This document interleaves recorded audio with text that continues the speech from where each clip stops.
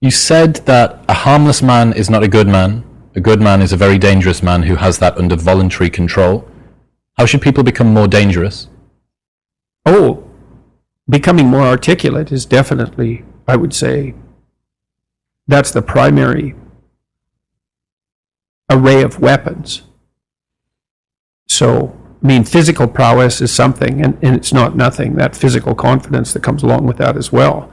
But the same thing replicated at the level of the ability to communicate and to think, that's a way broader field of battle and opportunity. So this is one thing that isn't taught well, especially to boys. It's more important to teach it to boys, I would say, because they're more skeptical of the educational enterprise in general, generally speaking, partly because they're less obedient, partly because they're less agreeable. That's particularly true for disagreeable boys. And agreeable boys get higher grades independent of their IQ and their academic achievement, because they're easier to deal with. So what do you tell disagreeable boys? There's nothing that makes you more formidable than verbal competence, than being able to articulate, be able to think, to marshal your arguments, right? It's a battlefield metaphor, to get everything in order, get all your information straight, to marshal your forces. And so, I mean, that's part of the reason that rap artists are so popular, especially among disaffected young men, black and white alike, because they're unbelievably articulate. Like, they have this incredible verbal prowess. It's unbelievably attractive, and it's associated with genuine artistic and redemptive activity, often focusing on something that's approximately the voice of the underclass, let's say, but a powerful voice, right? And it's interesting to see how many young white guys identify with that. Was it Aldous Huxley that wrote Doors of Perception? Yeah. Yeah, so this is kind of an equivalent of that, right? That you have a experience which many people struggle to articulate. You take the best of us, the one that has the most precise, most articulate, erudite language. You drop them in and you say, okay, show us what you've learned. This is the equivalent, but for just a different community, a different sort of life, that maybe you don't have the ability to describe what it feels like to live on a council estate in Manchester or in, one of the neighborhoods of Brooklyn or whatever it might be. And then this person can.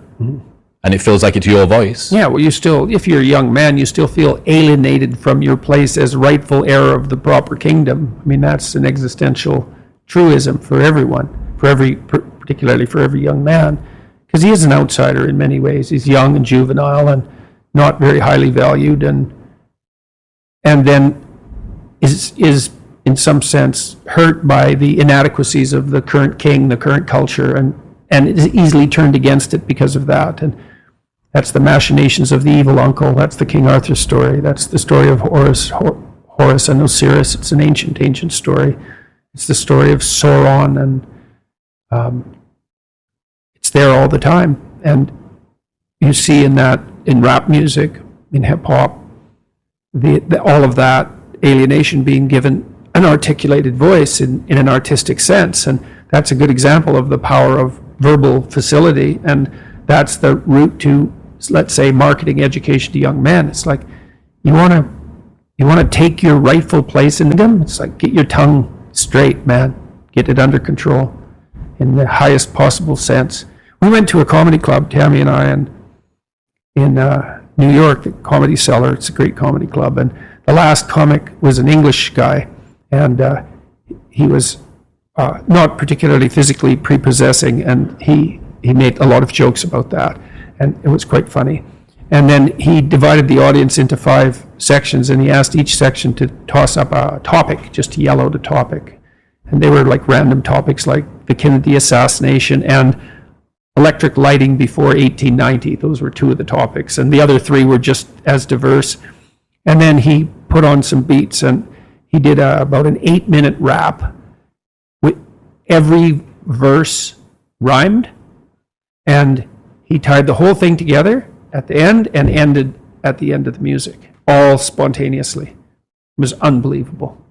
And that's logos, man. That's the redemptive power of the logos right there. The magic word, the sacred word. It's just manifesting itself on stage.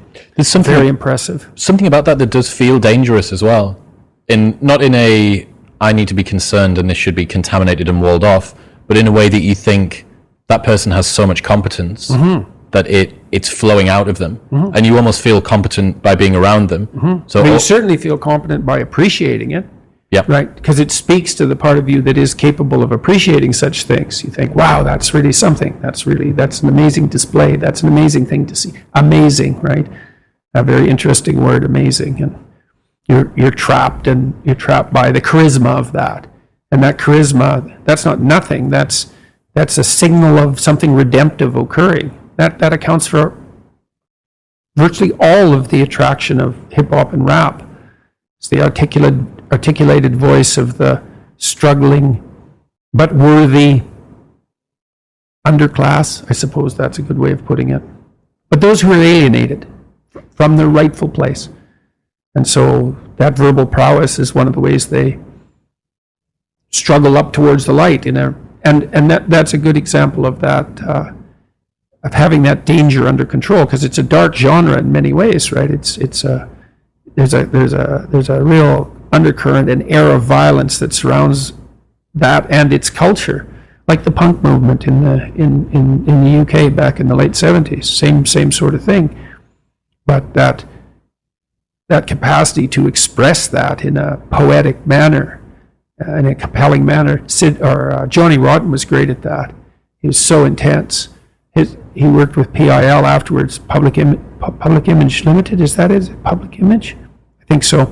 He has a song called Rise, which I used to show my clients all the time when I was starting assertiveness training with them. I'd put on Johnny Rotten's Rise, and the line in there is, anger is an energy, and he's got these unbelievably intense eyes. Anger is an energy. You bet. And John Lydon, man, he could channel that like almost no one I've ever seen. He'd get that anger built up inside him, and then it was completely under control, and he expressed it in his music, and he's absolutely captivating.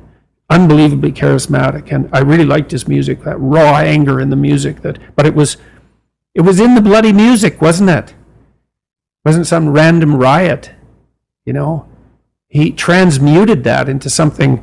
You can argue about the poetic merits of punk rock, although I don't think you should. I mean, I Did It My Way, Sid Vicious's version of I Did It My Way. My God, that's a work of genius. That it's so brilliantly satirical.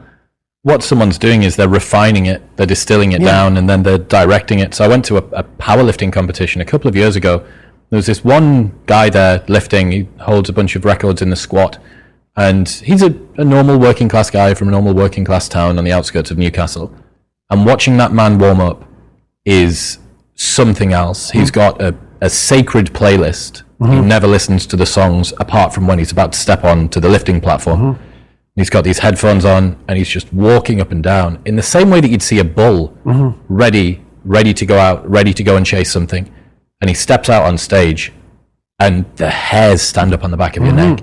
You're watching this guy channel rage, fury. That's the god of war. That's Mars. Yeah, he's in touch with that. Unbelievable. And words, man. You go to war with words. And you think that's what young men should be taught. There we go. Bit of fury.